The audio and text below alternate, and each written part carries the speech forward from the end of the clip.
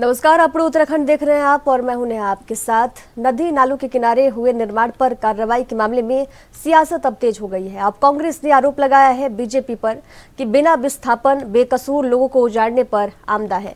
कांग्रेस ने कहा कि राज्य सरकार सिर्फ लोकसभा चुनाव संपन्न होने का इंतजार कर रही थी। चुनाव होते ही बीजेपी का जन विरोधी चेहरा जनता के सामने आ गया है। वर्ष 2016 में कांग्रेस सरकार ने अनेक कॉलोनियों को नियमित करने का निर्णय लिया था। ये प्रस्ताव विधानसभा से पारित भी हुआ था, लेकिन अगले साल बीजेपी की सरकार आने के बाद उस प्रस्ताव को ठंडे बस्ते में डाल दिया गया था। उसी का नतीजा है कि वर्षों से इन बस्तियों में रहने वाले लोगों का भविष्य आज दांव पर लगा हुआ है।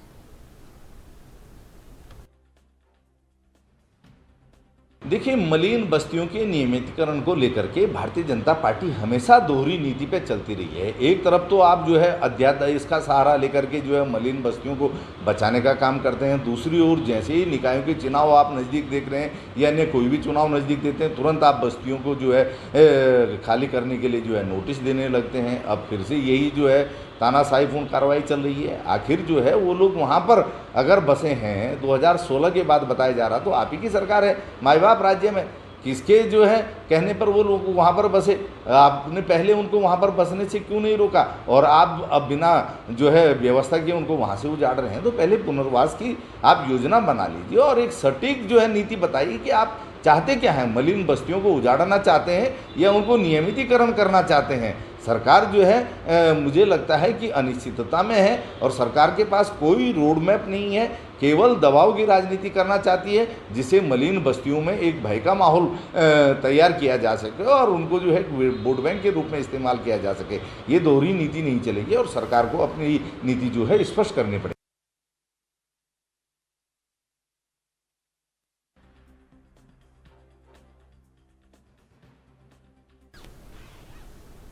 राजधानी देहरादून में पिछले कुछ सालों से स्मार्ट सिटी के काम चल रहे हैं, लेकिन जो कार्य स्मार्ट सिटी के तहत हो रहे हैं उनकी गुणवत्ता से खिलवाड़ किया जा रहा है। इस पर कांग्रेस के प्रदेश प्रवक्ता शिषपाल सिंह बिष्ट का बयान सामने आया है। उन्होंने कहा कि देहरादून शहर में स्मार्ट सिटी के नाम पर जो भ्रष्टाचार हुआ है, साथ ही अव्यवस्थाओं का अंबार लगा हुआ है। कांग्रेस की तरफ से भी सरकार को इस मामले में कई बार घेरा जा चुका है। स्मार्ट सिटी में हुए भ्रष्टाचार को लेकर भी कांग्रेस पार्टी सरकार से जांच की मांग कर चुकी है। देहरादून के मेयर ने भी स्मार्ट सिटी के कार्यों पर अपनी आपत्ति दर्ज कराई थी और अब फिर से बीजेपी के राजपुर विधायक खाजान दास ने भी स्मार्ट सिटी के कार्यों को लेकर सवाल खड़े किए।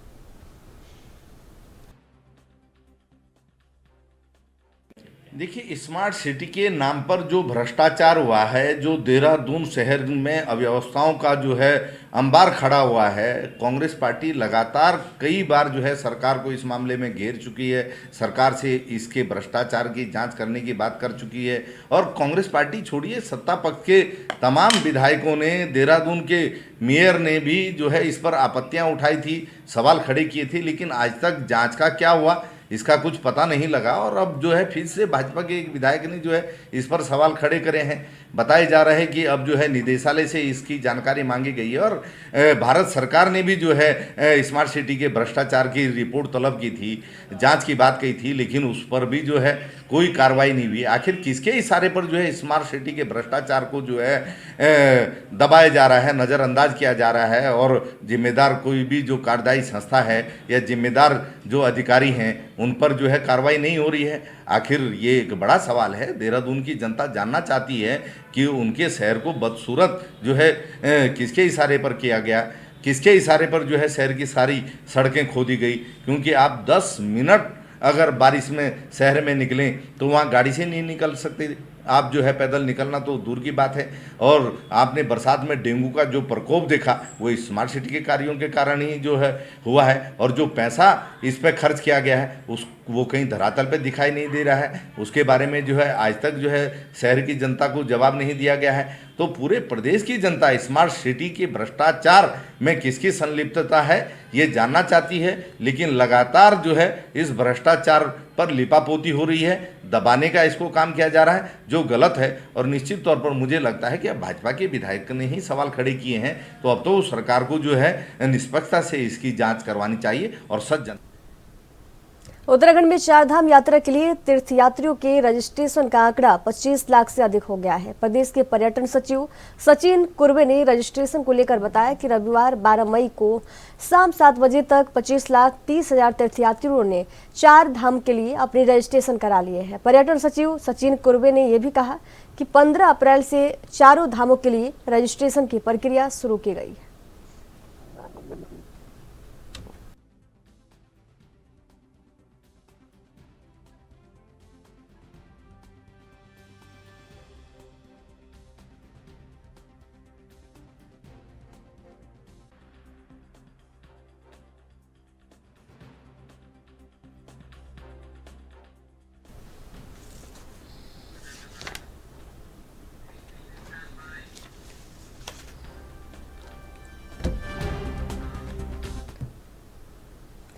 देहरादून की मित्र पुलिस ने पटेल नगर थाना क्षेत्र के अंतर्गत एक फर्जी इंटरनेशनल कॉल सेंटर का भंडाफोड़ किया है और इसमें 2 लोगों को गिरफ्तार किया है। वहीं पुलिस ने अभियुक्तों से 14 लैपटॉप और 7 मोबाइल फोन भी बरामद किए हैं। इस बात को लेकर देहरादून के एसएसपी सिटी प्रमोद कुमार ने कहा कि मुखबिर से सूचना प्राप्त होने के बाद पटेल नगर थाना की टीम और स्पेशल यूनिट ने वहां रेड की और एक महिला और पुरुष को गिरफ्तार किया गया।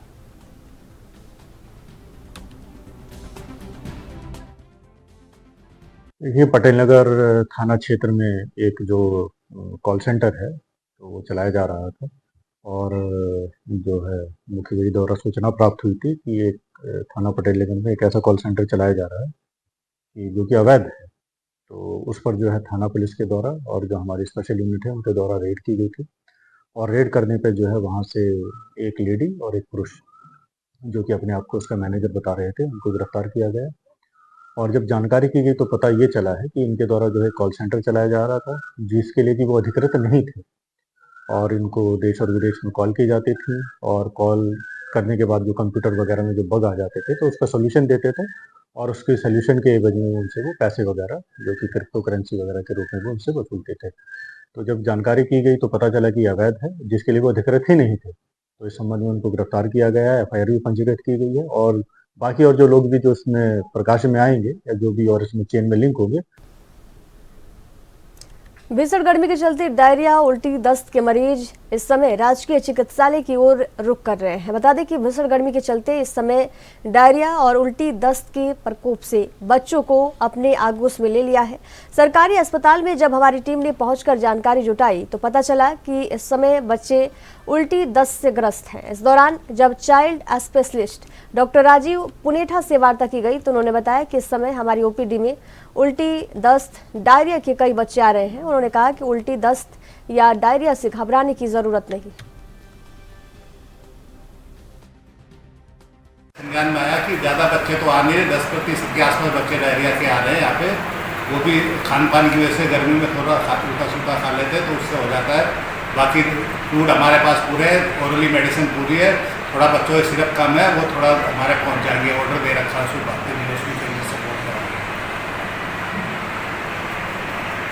मौसम इस टाइम बदलने के कारण पेशेंट्स की कुछ मात्रा बढ़ी थी पिछले सप्ताह। इधर 2-3 दिन से देखे जा रहे हैं कि उल्टी दस्त के मरीज काफ़ी कम होते जा रहे हैं धीरे धीरे, लेकिन बच्चे जो हैं अभी भी पेट दर्द से ग्रसित आ रहे हैं।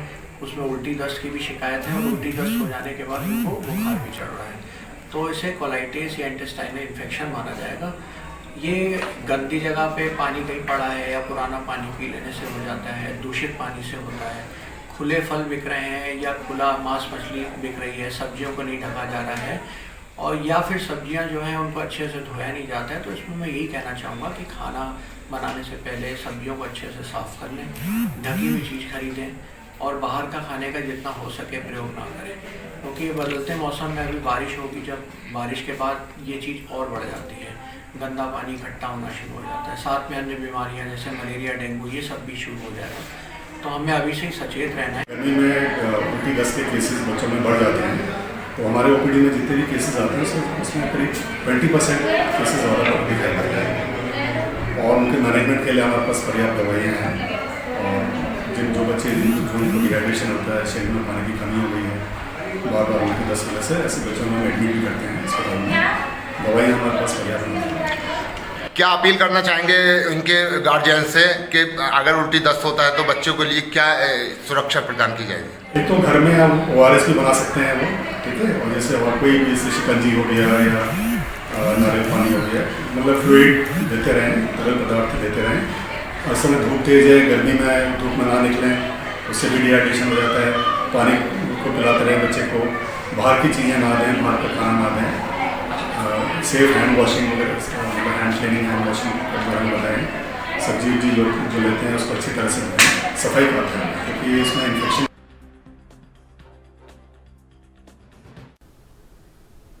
ऋषिकेश में पंजीकरण कार्यालय और ट्रांजिट कैंप में तीर्थयात्रियों के लिए आवश्यक सुविधाएं उपलब्ध कराई गई हैं। एक ही छत के नीचे तमाम सुविधाएं देने का प्रयास किया जा रहा है।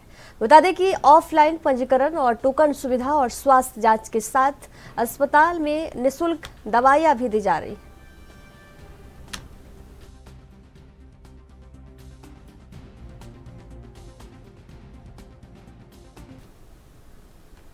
आयुष्मान योजना के अंतर्गत लंबे समय से भुगतान के लिए तरस रहे अस्पताल स्वामियों के लिए अच्छी खबर है। अटल आयुष्मान के तहत भारत सरकार के TMS पोर्टल में दिक्कतें आ रही थी, उसे अब दूर कर लिया गया है और लंबित 3 महीने के बकाया भुगतान की प्रक्रिया जो है शुरू कर दी गई है। इस बात की जानकारी राज्य स्वास्थ्य प्राधिकरण के निदेशक क्लेम मैनेजमेंट VS टोलिया ने दी।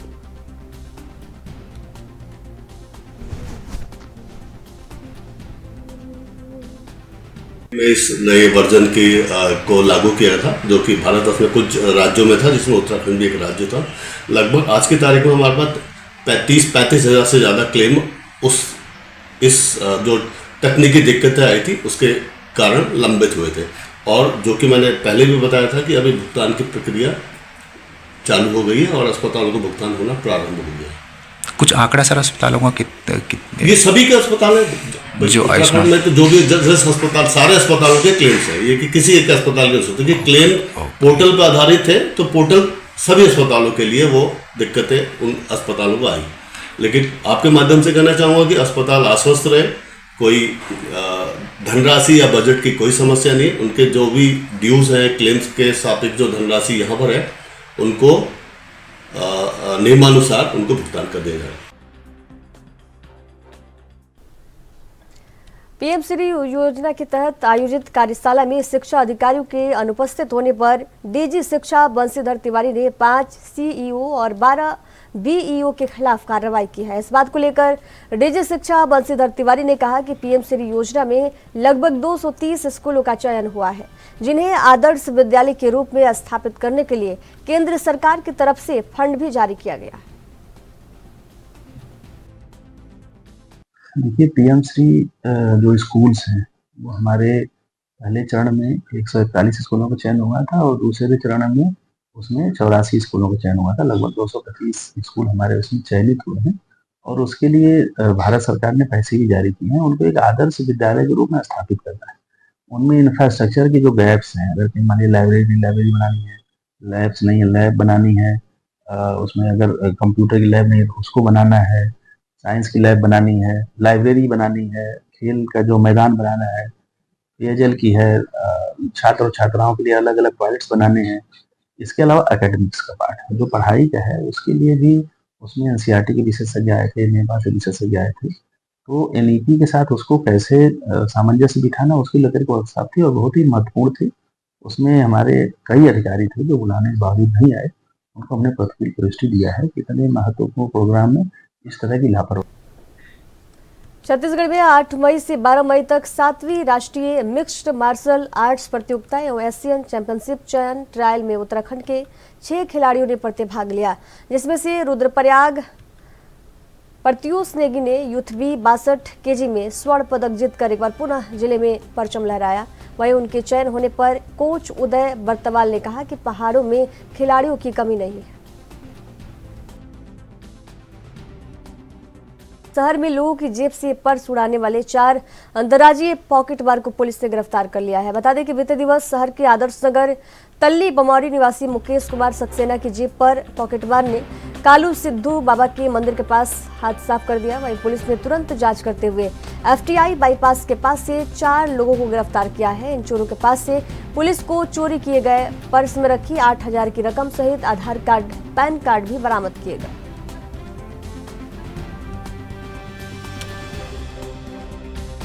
देखिए, सबसे पहले ये कि आने वाले 2-3 दिनों में और काफ़ी सारे खुलासे होंगे। जिनको हमने पकड़ा है, ये एक इंटरस्टेट हमारा पॉकेटमारी का गैंग है। इनका मोडस ऑपरेंडी ये रहता है कि इसमें 2 लोग आगे से कवर करते हैं, जो टारगेट है उसको, एक पीछे से रहता है, और जो एक व्यक्ति है वो इनकी पॉकेट में सेंध लगाता है। इसमें चारों आरोपी जो हैं उसमें से 2 लोग मवाना के रहने वाले हैं, एक मेरठ का है, एक मुजफ्फरनगर का रहने वाला है। इससे पहले भी ये मुजफ्फरनगर, मेरठ ऐसी जगहों पे पहले भी कई सारी आपराधिक वारदातों को अंजाम दे चुके हैं। इनका आपराधिक इतिहास ICS पोर्टल, जो हमारा inter operable criminal justice system portal है, उसके माध्यम से भी चेक कराया जा रहा है, अन्य माध्यमों से भी चेक करवाया जा रहा है। यहाँ पे जो अक्यूज़ड हैं, इन लोगों ने लगभग 10:30 के आसपास हमारे पास सूचना आई थी कि एक व्यक्ति है जो मुरादाबाद से हल्द्वानी के लिए आए थे, कालू साई मंदिर के पास उनकी पॉकेट मार ली थी। कुछ ही घंटों में पुलिस ने, जो हमारी पुलिस टीम है, इसमें दिनेश जोशी हैं। लाइन पार संजय नगर विकास एवं कल्याण समिति के कार्यकर्ताओं ने आज SDM नगर पंचायत लालकुआ से मुलाकात करते हुए नगर पंचायत लालकुआ से सटी कॉलोनी लाइन पार संजय नगर क्षेत्र को नगर पंचायत में शामिल किए जाने की मांग करते हुए 1975 में जारी शासनादेश का पालन करते हुए नगर पंचायत की सुविधाएं मुहैया कराने की मांग को लेकर ज्ञापन सौंपा। वही मामले पर SDM परितोष वर्मा ने कहा कि पूर्व में जारी शासनादेश की परीक्षण किया जा रहा है। साथ ही मामले में संबंधित अधिकारियों को ज्ञापन भी भेजा जा रहा है, जिसके बाद अवलोकन करने के बाद आगे की कार्रवाई की जाएगी।